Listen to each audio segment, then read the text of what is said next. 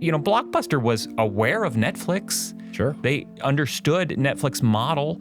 I think what they didn't recognize was that they couldn't coexist. I think in Blockbuster's narrow view of the market, which they dominated, they saw themselves consolidating video rental, physical video rental, and they thought that market would perhaps exist long into the future, certainly longer than than it ultimately did. And so it isn't that leaders aren't aware of some of these forces happening, but they dismiss them in a way that doesn't allow them to build in those options, to build that agility and ultimately take advantage of opportunities in the future. Welcome to the Spark Ideas Podcast. I'm John Yerian, your guide in this journey to sparking something new in your career or your life. This is a show about starting things, about empowering people to connect with others, and about making a difference in the world through collective action. In each episode, I have the privilege of discussing foundational ideas of life and work with some of the most insightful leaders across a range of industries, from technology to hospitality, from journalism to sports. You'll be inspired by how they bring these ideas to life, to help you apply them in your own work and life, and to spark your own journey.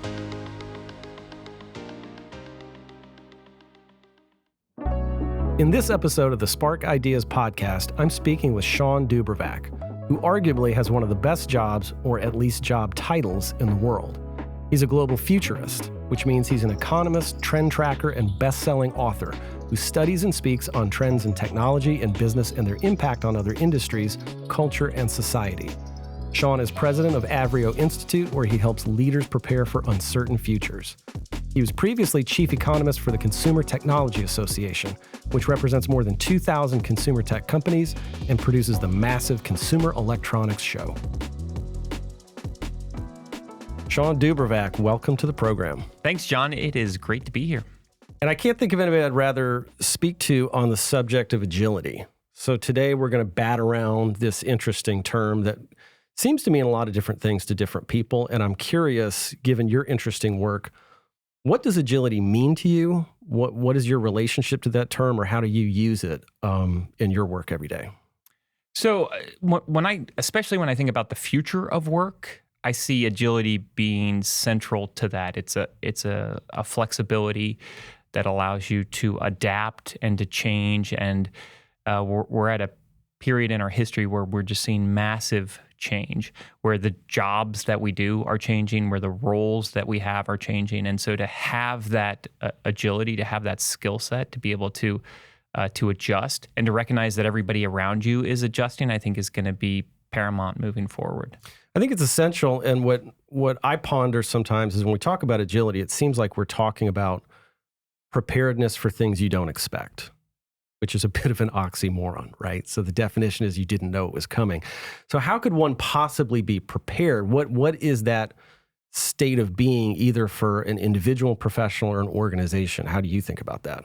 I see agility not only preparing for what you don't expect, but being able to quickly adapt when you do see that, right? So it's being able to quickly change when the forces around you are changing, and it's embracing some of that change. I think about it a little bit. The most recent or obvious example is the rise of AI-powered content creation, ChatGPT and stuff like that. And I've been in a couple of rooms with companies who are excited about it because they think they're about to deploy it and automate and create all this SEO benefit to their website. And the observation was made that that's what everyone else is doing. We're all having the same. So we think we're agile and we're reacting to the future. And the truth is we're all doing it in unison. And I suspect that SEO is not going to mean very much very soon. So it makes me think about the change that we anticipate or perceive, and then like the change, right? Totally. Yeah. The sea change, and how to react to that. Can you think of an example or a way to that you would advise listeners to consider? So I think a lot about what I call the second order effects, right? And we see that first order effect, we see the initial shift, and I think you're seeing that right now, as you noted with ChatGPT. We see what it's possible and we see what it can do, but we aren't looking beyond that at the plausible. changes and the other things that are going to happen, those second order effects, and those end up often being much bigger than the first order effects, than the initial shift. I think when you look at something like ChatGPT or any AI, we're seeing kind of those initial impacts. Look what it can do. We don't look at what it will do and ultimately those second order effects. And that's, to me, where the real disruption comes in, whether it's for an organization, a company, an individual. It's those second order effects that really end up being the shift. And that's where we really want to be agile. That's where we really need to be adaptive. So if I'm hearing this and I really want to be agile, okay, great. Can you train for that? Can you train an organization for agility? Is that something that can be understood and implemented, or is it, a natural condition of what they happen to be doing or the personality of their leadership? Like, what do we do about that if that's the case? I think you definitely can build agility into your workplace and even into your own operating model. And part of it is paying attention to what's happening on the peripheral. So it's being aware of those second order effects. It's looking for those second order effects. It's, picking up that, okay, everyone's focused here. Where are they not focused? Where could this go? So it's building a pipeline of possible outcomes and populating that, broader view of what is possible and what could happen. Rather than focusing on what is happening and what will happen. I think that's where the agility comes in. So I think it is a mindset shift for an individual, and it's a mindset shift for an organization. They have to see that it isn't what we don't want to focus necessarily on what is happening. We want to focus on what could happen. We want to focus on all the potential that exists around something that's changing. Sure. The pushback I get around that, whether it's explicit or simply implied in leaders that we work with, is the opportunity cost and the possibility of wasted time. So they say, hey, I'm dealing with reality. Yeah. I've got it up to my eyeballs, and you're suggesting we should have some kind of Pentagon-style war room where we play war games around the theoretical possibility that all these things might happen. And the truth is we'll probably be wrong or it'll be different. And so all I can do is focus on today. And so they want a means or a process of building agility, and I find folks are much quicker to pay lip service to it than actually put it into practice, right? Build out theories, right? Invest time and effort into probabilities and possibilities. What would you say to that, or how would you react to that complaint? The pressure on leaders is significant. I think it's less about theorizing what's possible, and we can borrow from the finance literature. It's about building real options. So you don't have to deploy certain things today, but you need to build the resources today that might be necessary to deploy it tomorrow or 5 years from now or 10 years from now. And maybe that doesn't come to fruition, but because you didn't fully invest in it, you just put the options in place. You haven't, you're not down this massive sunk cost. So I think leaders too strongly focus on solutions and on building the solutions today because they want to get in front of a competitor or they want to get in front of their peers.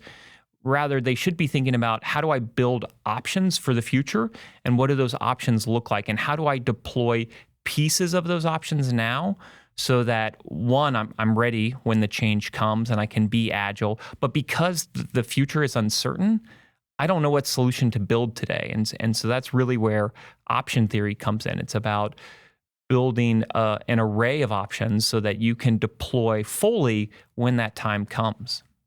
If I'm listening to this and let's say I'm running a software development studio, do I hire a person to do that? Can I and my senior leadership team go and take a class? Or is that simply something we should start talking about amongst ourselves and try to get better at? Like, what would you advise somebody who's saying that, yeah, that's great, and maybe I don't know how to do that or how to implement it? I think definitely the leadership team should be talking about these things and thinking about these things and looking to the future about what their future market might look like, and not trying to solve all of their problems today, recognizing that they have tons of things to do in the immediate future, and so they should be focused on those things. But also, adding in some resiliency into their organization in the form of some of these options, so that they can be agile in the future, so that they can move swiftly when that time comes. It's interesting. Some of the language we're using, if you're listening closely, kind of sounds like risk mitigation, right? So we're building out options and contingencies, and you use resilience, which I think is all accurate. But it also speaks to a way of thinking about this is like preventing disaster. For me and some of the companies and leaders I work with, we really try to look at opportunity and embrace change as a cultural value, that we look for change. We don't wait for change to be required. I think that when you're in an environment of required change, you're already past the agility milestone, right? You've already failed the agility test. Now you're simply reacting to circumstances around you. I don't know if you see that differently or think that's fair, or would take it a step further. I think it could be two sides of the same coin. It's certainly some of it is risk mitigation, but that's where the opportunity arises, when your competitors and your peer set are caught up in the disruptive forces that they didn't see, and you're able to parlay that into an opportunity. So it is in the shifts and in the changes of our consumer base and in the competitive environment where those opportunities arise. And there are plenty of opportunities that might not make sense today, but will make sense tomorrow. I mean, we've seen this time and again where markets that once were thriving no longer thrive, and it's because things changed. Forces changed, technology changed. Likewise, there are plenty of technologies we use today that would have never survived the 60s, 70s, 80s, 90s because of any number of reasons, because of cultural norms, societal pressures, technology. And so it is in some ways risk mitigation, but it is all about capturing opportunities that exist on the horizon that we just can't reach today. It's interesting on a personal level when I think about agility, and really all of this comes back to the personal, because when we talk about organizations, they're led by people. Yep. Those people have individual personalities and mindsets, and we try to think organizationally, but I think it can be useful to break it down kind of on a personal level. But I have a small child. I have a 3-year-old. He's super agile, both in the literal definition of the term, and like he can literally move around in a lot of different ways. And his openness to change is incredible, because he exists in a perpetual state of now. He's just experiencing the world. In my ancient, rigid brain, this has become a very interesting subject because of my loss of agility, both literally and figuratively, right? I see almost like a hockey stick increase in my need to consider it and be present to it, because my deteriorating form doesn't want to change, right? Finds change more difficult to apprehend. Does that resonate for you? Do you see that in the people you work with? What do you think about that on a personal level?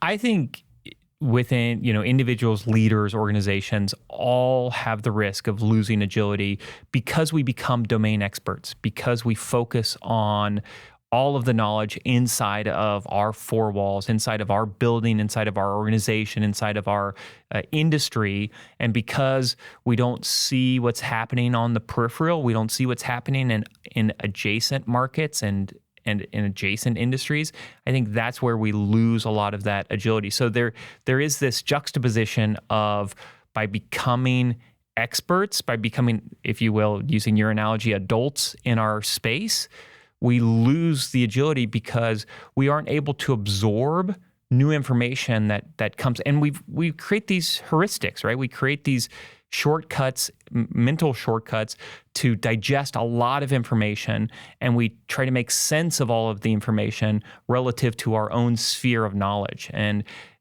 children, to your point, are just absorbing information outside of their own domain knowledge because their domain knowledge is thin. And so I do think that leaders lose agility by becoming experts in their space. They have to be aware of what's happening around them. And if you look at some of the classic, business case disruption stories, they are about not just people within an industry, but people outside of an industry disrupting the status quo because they saw opportunities that the people with all of the domain expertise just could not see. I think the expertise point is such a good one, either on an individual or an organizational level, because it's almost like there's a life cycle. And for individuals and organizations that are exploring, is the word I would use, they're coming up, they're seeking, they're trying to find opportunity. There's a very different approach to attaining that expertise or finding some advantage. Just picture Blockbuster Video in 1995, sure, right?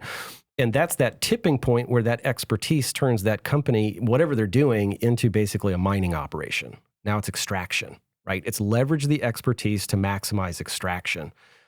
And every mining operation has a terminal point. You just hit the end of the seam. It's over. And I wonder your thoughts about kind of arresting that thought pattern, being conscious of that, speaking to somebody or an organizational leader who's at that expertise point, the moment of when one maybe would celebrate or feel like they'd arrived and say, hey, here's how to not be Blockbuster Video. Like, this is the moment to freak out about agility. What would you advise them? Have you ever heard a voice in your head telling you to ask for a raise, start a business, or switch careers? Maybe you should. This episode is brought to you by the new book, Spark, 24 Concepts to Ignite, Unstick, or Supercharge Your Work Life. Learn more at sparkbook.com. I think what ends up happening is as we become experts, we allow that knowledge to dictate our thinking. And that's when we're immediately caught in the trap. Like, we're experts in this space. We don't need to pay attention to, and it isn't even that we don't need to pay attention to what's happening on the peripheral. It's that we quickly dismiss it because we say that doesn't matter to us or that right, won't impact us. Rather than asking the question that a child would ask, how might this impact us? What's right, my relationship to this? Blockbuster was aware of Netflix. Sure. They understood Netflix model.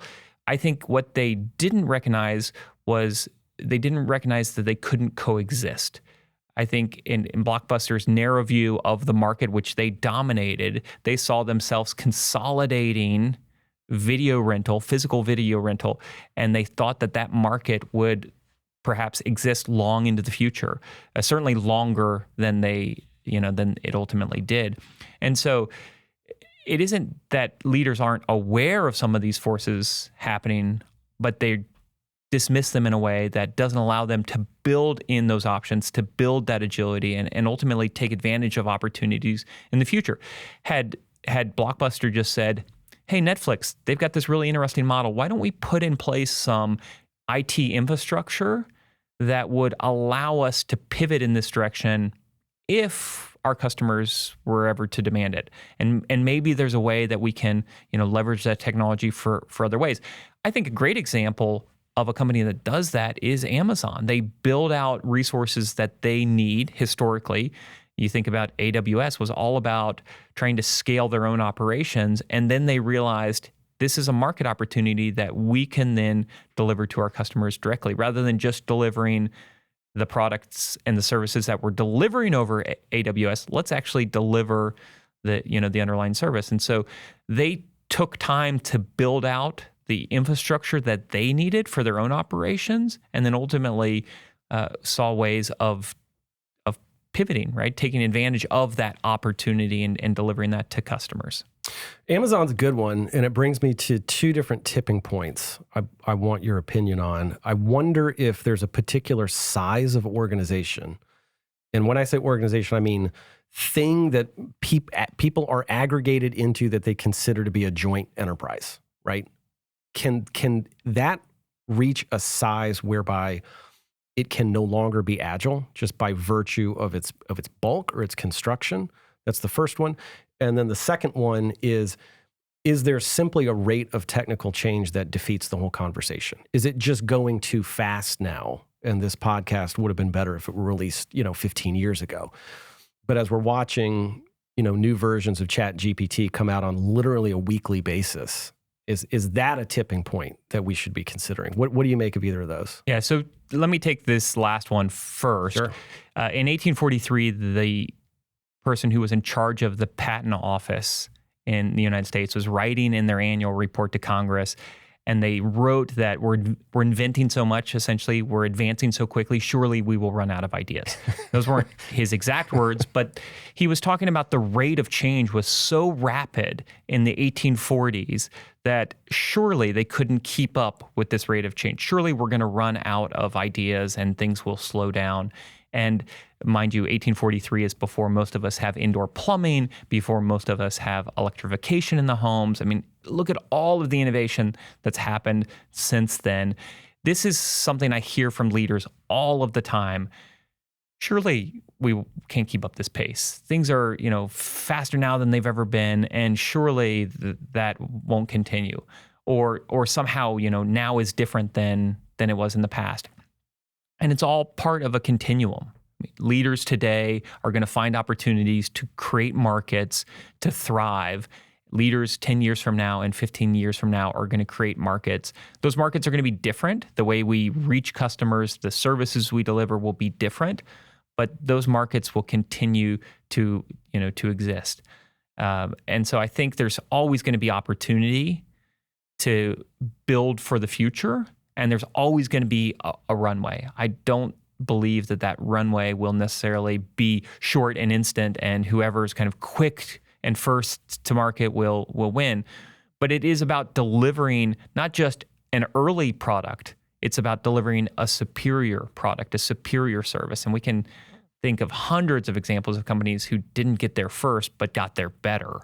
So I think that's, a piece of it. And now your question on the size of the team? Yeah, too big to succeed, yeah. I guess is what I'm asking you, or to be agile. Like, do the sheer demands and incentives of what inevitably becomes a bureaucracy, can that ever in the aggregate, like maybe there's a department or an individual, but can that thing ever truly be agile once it gets to a certain size? I think every organization, every team can embrace principles of agility. I think what ends up happening is there are things correlated with team sizes that inhibit that agility. So we start to build in layers of approval. We start to build in layers of bureaucracy.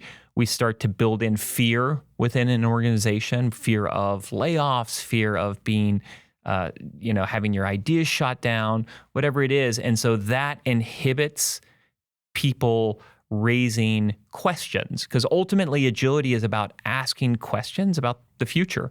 And you can think of Kodak, right? And by now the stories are well known. They created the first digital camera, but they didn't run with it. Why didn't they run with it? Because they had the golden goose. They were printing, film, and they had all of this other infrastructure built around the golden goose, and so they weren't able to do that. And if you think about the literature around, Clay Christensen and the innovator's dilemma, it's about building in new ways, taking a large organization and building in new ways that you can disrupt yourself, that you can disrupt your own market, that you can start at the low end, tight margins, and kind of create entirely new opportunities. Intel was famous for embracing that with some of their other, processor capabilities, coming up with new brands and new markets to essentially cannibalize themselves. Steve Jobs was famous for saying, cannibalize yourself before your competitors can. And so there are a lot of ways that organizations can remain agile even when they get big, but there is inertia they have to guard against. They have to be tactical about allowing new ideas and new questions to enter into the sphere, and they have to consider those without kind of quickly dismissing them and moving forward. Yeah, so much of that resonates for me, and it lines up with what, I would kind of think someone might say who's in the agility business, which I think you effectively are. You could dispute that. But I mean, here's a person who focuses on the future, on the unknown, quite literally, and speaks and writes and talks about it. And shifting gears just slightly, what I wonder is, is there something fundamental to your nature, that curiosity and future positivity that kind of runs through all of your comments? Is that just who you are? Like, is that intrinsic to your personality? Or is that something that came to you or that you discovered, or was there a change at some point that had you say, hey, I love the future. I'm ready. I love change, and I want to help people and think about it all the time. What is that for you? Yeah, that's a great question. I think probably a little bit of both. And we were all, most of us were probably all curious when we were kids. At some point. At some point, Yeah. we were curious. We were excited about uncertainty. Maybe we didn't all embrace change easily, but we were excited about new things and seeing new things, and then over time, some of that dissipates. And so I do think that it is an active force. Certainly, I try to lean into that, and especially think about the second order effects we were just talking about. Is thinking about what could happen with some of these changes, not necessarily what will happen.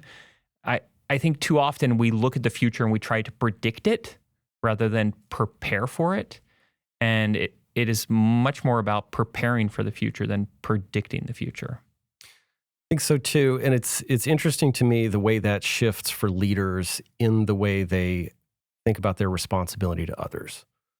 So most of us can remember a time before we had families, and there was some agility there, or at least that's what we experienced, because the only thing at risk was us. And so there's freedom along with that. And then over time, if you're fortunate, somebody's willing to live with you, and then you have kids, and there is a way to perceive that experience, or you get promoted and it's really exciting. And then you figure out like hundreds of people are depending on you to pay their mortgages, and you're driving home, and that agility feeling can kind of start to seep out, because it's like, okay, I got to stick the landing. I got to make the numbers. I don't have the luxury of thinking like these guys are talking, because clearly they're not running large organizations, right? At the same time, what I know to be true, or is true from my perspective, is that that's not where the resilience is, right? Fulfilling on that responsibility means leaning into change, right? Taking care of people means finding ways to stay agile. That lure of conservatism is the most dangerous thing you can do. But in the moment, it feels so satisfying, because it seems like your first responsibility. Does that resonate for you, either personally or professionally? Do you see that in your work? Yeah, I think that is a great point and a great perspective. And it's one of the great challenges of being a leader, is that you have to, as much as we think we're leaning into the right things, we're not leaning into the future in the right ways. So I think the way you characterize that is absolutely accurate. And certainly we do have responsibilities to our employees, to our people, to our customers in the near term.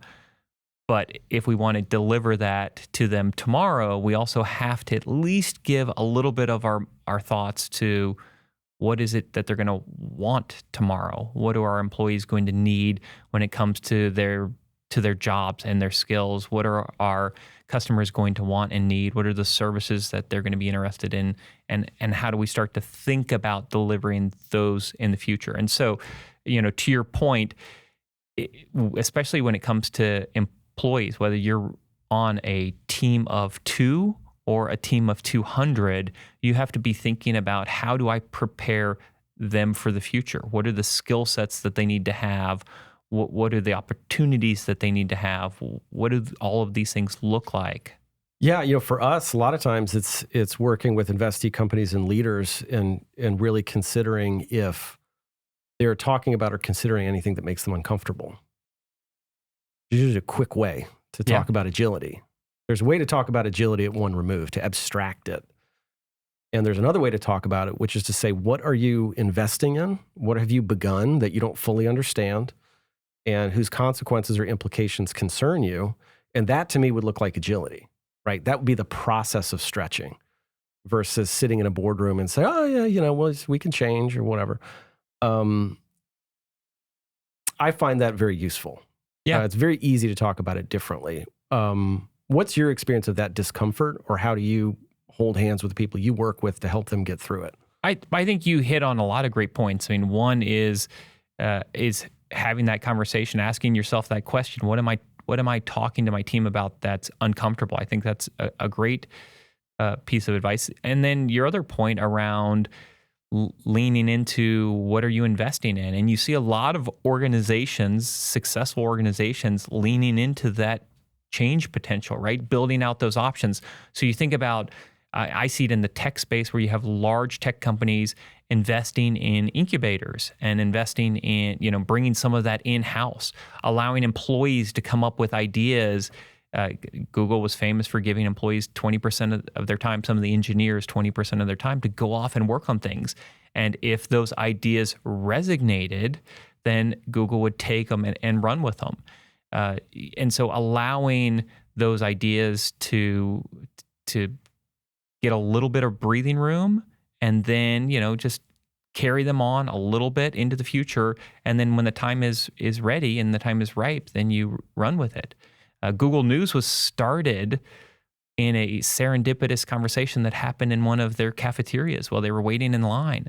And then they start to build it out, and then it becomes an idea and it grows and goes from there. So if you're an organization, it's, if you're maybe a small team, it's having those conversations around what's uncomfortable for you and how do we build out some of those ideas now so that when we're ready for them to come to fruition, they can come to fruition. And that's hard for a leader, for an organization, because we so often want to deliver a solution. We want to deliver something along a timeline. We have limited budgets. And so it's really hard to say, we don't know what this looks like. And it's hard to go to your board and say, we don't know where the end is. We don't know if this has value. It is, but it's so obvious. It's like you go to the gym to get uncomfortable. Yeah. To literally be more strong and agile. And the same is true in any direction you want to point it. So, and like your gym analogy, we have to do a lot of different things to really be agile. It isn't enough to do the same thing over and over again, because like your analogy, if we were to go to the gym and do the same exercise every single day, those muscles will be really strong, but you won't be agile. Right. And that's, I think, one of the problems that we create within organizations and within domains is that we become really strong at certain things. And you even see companies brag about it. We're number one in this market. We're number one or two in this market. Where are you not number one? And where does it make sense to become number one, to build towards number one? Where is there no number one? That's another question that leaders should be thinking about. Where is there no leader? And how do we build to that? So we're so focused on markets that are well-defined, and we're not thinking about all of the myriad of things we need to do to really build that agility. Of course. So we got folks listening who have nearly made it all the way to work. They've been with us here for a minute, and they cannot believe we have yet to clearly define the term agility. So what we're going to do, and I promise we haven't rehearsed this, is we're going to bat around a little bit what that word means, or what it means to us, or what it means in the context of this conversation. The point being, we want to give you enough to try it or do it, and not just have some abstracted version of it in your head. It's like we like to talk about. I know what a quiche looks like. I don't know how to make one, right? So it doesn't do me a lot of good. So for me, and I'm going to give Shawn a minute to think of his. I'll do him a courtesy. But for me, agility is the choice of setting aside everything you think you know to experience an environment or a category or a process like you don't already know everything about it, like you're going to learn. And that endeavor is not informed by what you want to find out, but rather your persistence in always trying to find things out. So for me, agility is a habit and a discipline that is happening at all times. It's not a reaction, right? It's not something we deploy when circumstances change. It's baked into how we think, and it requires me to stare at my 3-year-old, see him experience a room that he's literally never been in before, and just try as hard as I can to do that. Shawn DuBravac, what is agility to you? What would you give somebody as a definition for it? So to me, and especially within the business content, as we think about the future, agility is the ability to absorb new information without reacting to it, without responding to it, and without creating a solution for it. It's the ability to absorb new ideas and new information without having to put them immediately into a box that defines it as something we're going to pursue or something we're not going to pursue. And I think we want to have a catalog of areas that are opportunities. So to me, really, agility is about absorbing information or absorbing forces without being reactive to them. And you even kind of look at our supply chain dynamics that we had through the pandemic. We had built these long, spread out supply chains, and we thought they were agile because they could respond to forces in a number of ways, but they weren't agile to all forces. They couldn't absorb everything. So to me, agility is really about absorbing. It's a really good one. This is secretly a competition, and you might have won, which bothers me a little bit. That was a great tip. Shawn DuBravac, it's been such a pleasure to be with you.